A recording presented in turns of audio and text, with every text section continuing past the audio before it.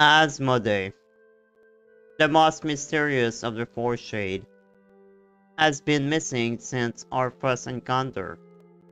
So far, we only learned bits and pieces about her, while her sisters are mentioned far way more.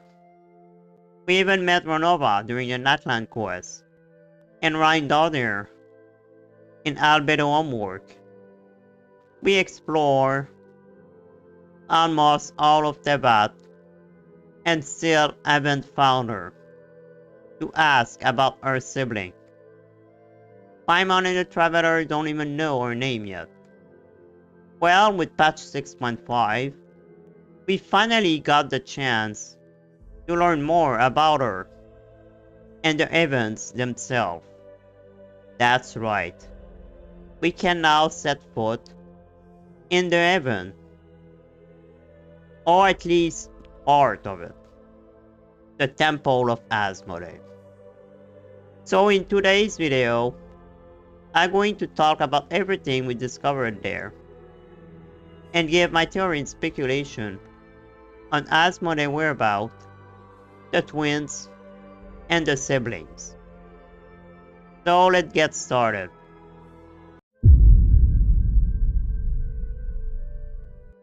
Before talking about the temple itself, let's begin with the first minutes of the world quest.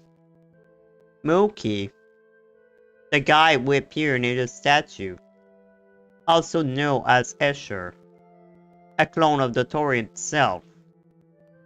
He used this form centuries ago and sabotaged the Mikage furnace on Tatarusuna Island.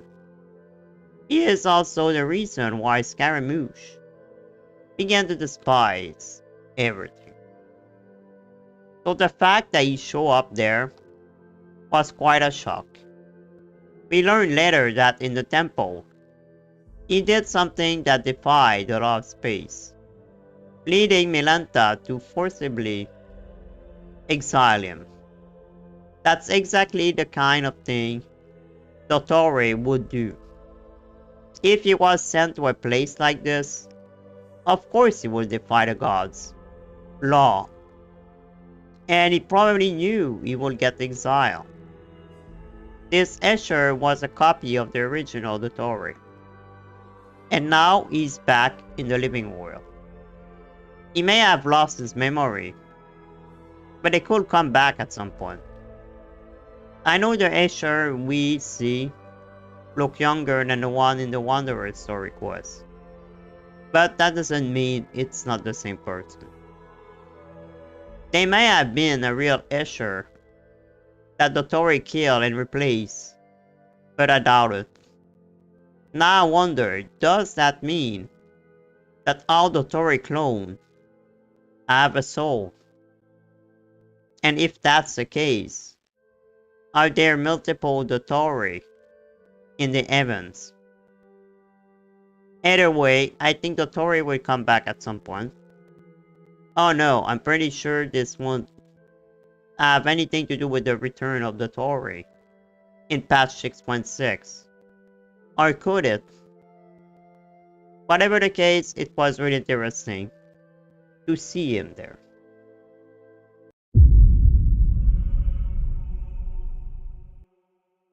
Now let's talk about the temple itself, or segment domain 2.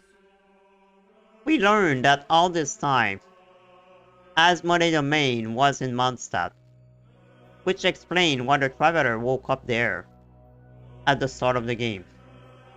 The temple was built at the summit of a mountain and stood on the surface, devoted to the goddess of space.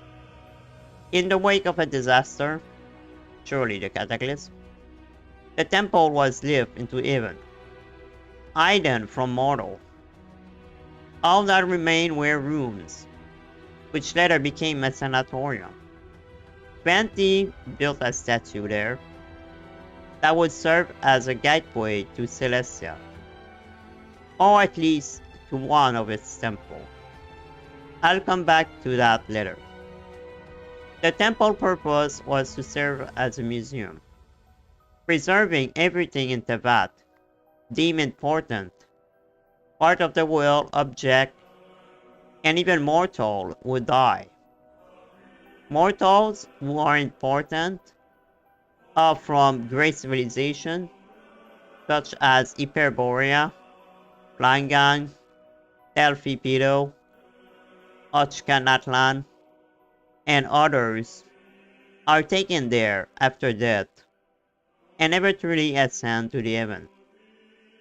While inside, they do not age, feel tired or hunger.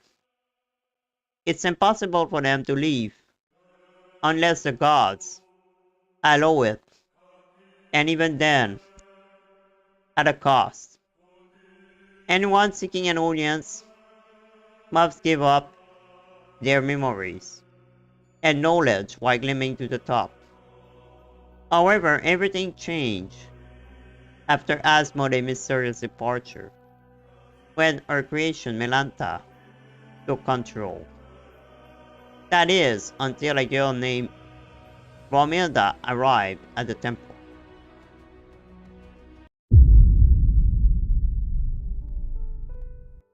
At some point, twin sister named Zetling and Romilda were born.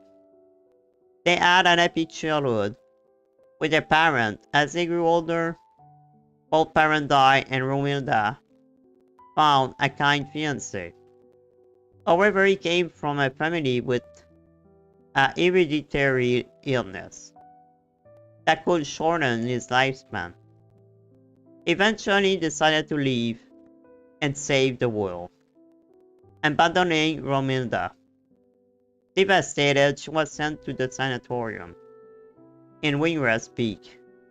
During her stay, she encountered Nihilita, who sent her to the Temple of Space. There, she met many inhabitants and explored numerous expedition area. Over time, she witnesses Melanta madness and decided to confront him. She gave up all her memory to reach him, but failed to reach an agreement. Before leaving, she said her younger sister would one day come and defeat Melanta. She then left the temple and never returned. We don't know how much time passed, but Zayling eventually arrived at the sanatorium, searching for his sister, and met the traveler. They encountered Nihilita, which led them to the Temple of Space. Their journey mirrored Roinda, and in the end, they confront Milanta. This time, they manage to destroy him. However, like her sister, Zetling sacrificed her memory to return to the surface. So now the question: why did Audioverse include this girl in the quest? What do they have to do with Asmoday? Well, they are more important than we think.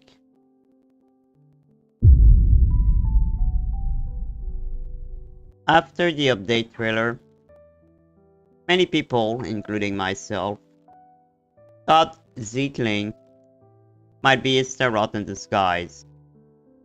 But during the quest, we learned that the sister appeared to be ordinary human.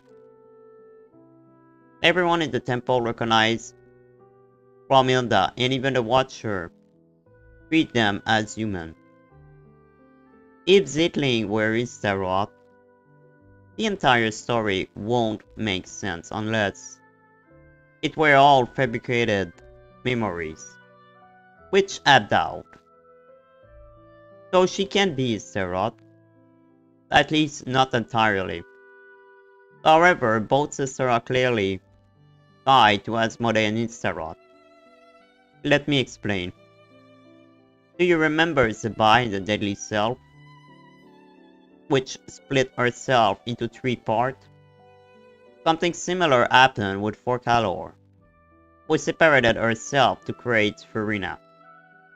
In my theory, Zitling and Romilda are similar case. They are not Istaroth and Asmoday, but rather human clones, or fragments they discarded. Because they are mortals, they live a normal life with real childhood and families, unaware of their true nature. Everything changed when Romilda arrived at the sanatorium. Nilita sensed Asmode's presence within her and sent her to the temple. Even though she wasn't truly Asmodee, she was the only one capable of stopping Melanta, but she failed. Then Nilita waited until he sensed the Traveler. And we know what happened next. This could also represent the relationship between Asmodee and Istaroth, maybe even suggesting they were observing through the sister. Some like a metaphor, maybe. Why believe this? It's come down to their name. Zeitling come from the German word Zeit, time, and Lind, gentle, fitting Istaroth perfectly. Romilda, Rome means space, which clearly align with Asmodee. This cannot be a coincidence. Also, if they were just normal mortal, why would Nilita choose Romilda? A normal human wouldn't stand a chance against Melanta. If anyone could sacrifice their memories to blind the corridor of nothingness, why hadn't anyone done it before her? Nilita could have chosen anyone. Aside from this theory, I don't see another explanation.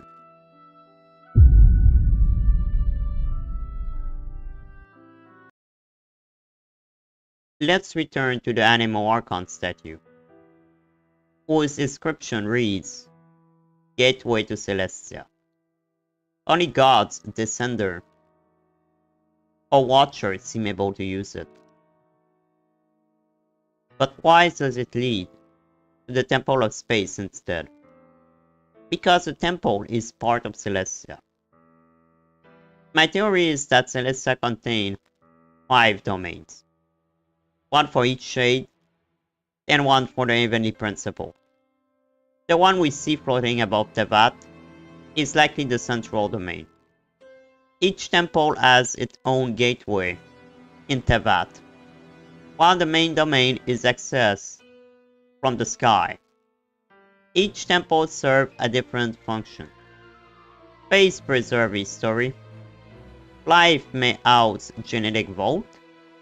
You know, the genetic vault mentioned in the outfit description, where mortal race or creature are created. I would see that as some kind of labs. That would fit right on here. And Neburius pretty well. And except a lab, or you create life. Especially if the Heavenly Principle is an EI. That could be where souls are judged. Surely it's look like the Underworld and Elysium. Time might oversee timeline and fate, possibly even housing immense soul. This is all speculation, of course, but it explains why the temple entrance resembled the login screen. As where the location of each temple could be. I believe that is in Natlan, near the ruins Capitano is. The Temple of Life won't make sense around Sumeru, because this is Dendro, life, you know. And the domain of time somewhere in Chesnaya. Maybe Fontaine? Around that part I would say. That could explain why some type of Fae can see their fate future. After seeing all this, you probably understand now why the entrance is similar to the login screen. But at the same time, it's not. I think each temple have their own similar entrance, and the one we see in the login screen is the path to Celestia. It's also where the sibling fought Asmoday in the prologue before getting teleported to the Temple of Space. This brings me to the next topic. What happened to them after this?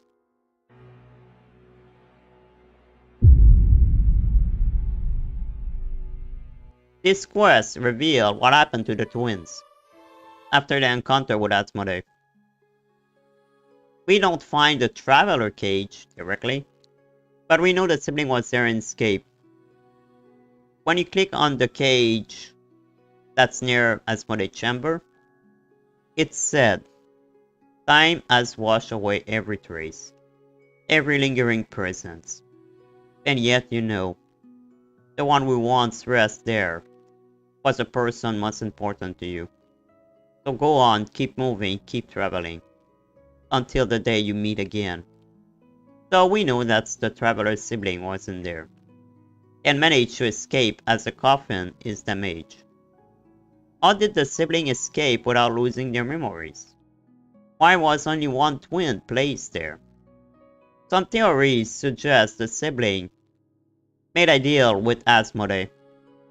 It makes perfect sense, as Milanta confirmed in this dialogue. Why would you choose her, him, and abandon me? Which change depending who the Traveler is. I agree with this story, and here my version. As my main is Lumine, I will mention Aether as a sibling. After the Cataclysm, the twins tried to leave Teyvat, but Asmoday stopped them. He imprisoned them in her temple. The Traveler was in deep slumber in the apathic interval, and the sibling in Cage of Suchness next to Asmoday chamber. At some point the sibling escaped and confronted her, but instead of fighting, asked her the truth. He revealed everything about the Heavenly Principle and the plan it had for them. After seeing what they did to Kenria, the sibling couldn't trust them, and he refused that his and her sister's fate were decided by the gods. All that he wanted was to live peacefully with her sister. He then said what her master is doing is unjust, and that she should break from his shackle and do what she wants. Feeling nothing, he couldn't really understand. Asmoday noticed, however, how deeply Aether cared about his sister and was rather curious. Since she built the temple, she studied humanity with the mortal she kept there. Asmoday became intrigued by them and tried to understand human emotion and feeling.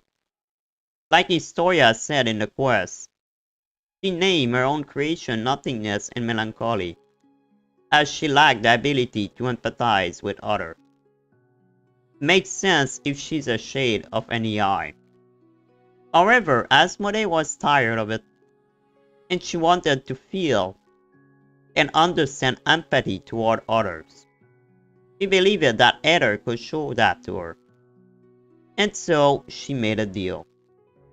If the sibling could teach her emotion and prove the Heavenly Principle wrong by traveling around the world, she would free Lumine and let them leave. Having no choice, he agreed.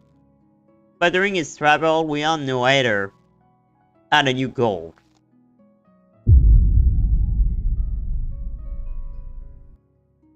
And so, Aether returned to Teyvat with Asmoday.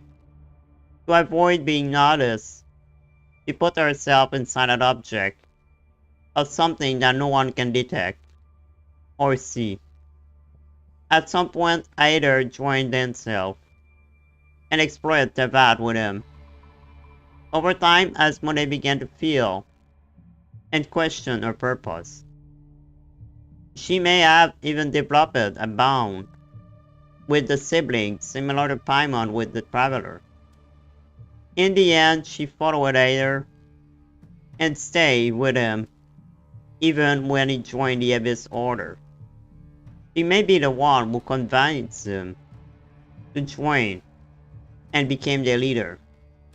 Eventually, she helped the sibling pursue her new goal, overthrow the Heavenly Principle, and remake the great civilization of Canria. She may have guided him toward the abyss and the loom of fate. All these years, she was alongside Aether, and no one never noticed. When the time came, she freed the traveler, hoping she would discover the truth, and eventually join them.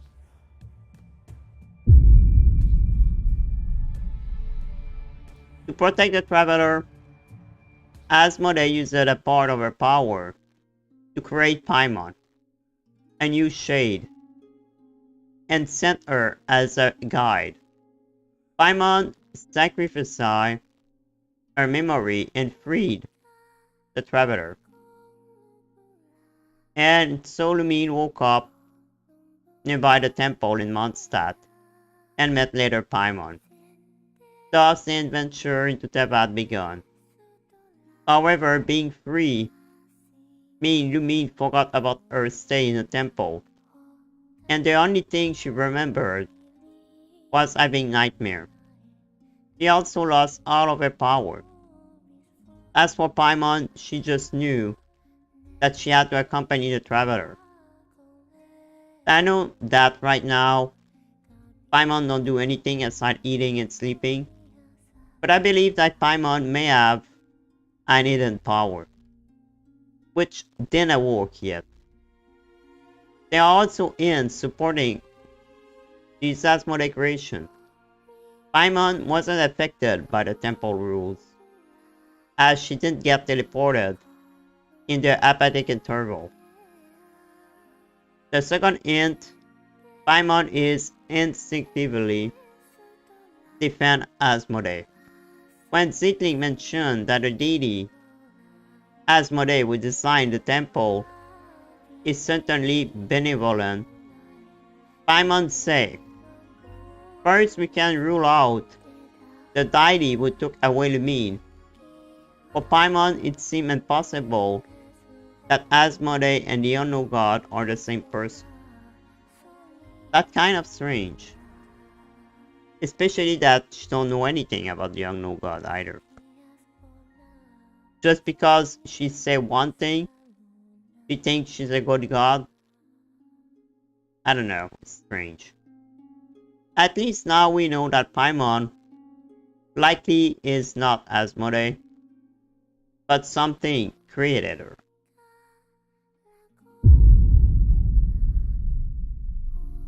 That's everything I wanted to cover about the Temple of Space, and my theory speculation. I know I'm a bit late and may repeat ideas others have mentioned already, but I wanted to share my full thoughts still. So what do you think? Do you believe Asmoday joined the sibling too? Was Paimon created by her? Or do you have another theory?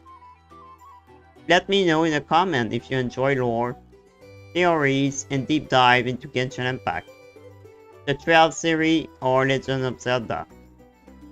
Don't forget to subscribe to Panagon Archive.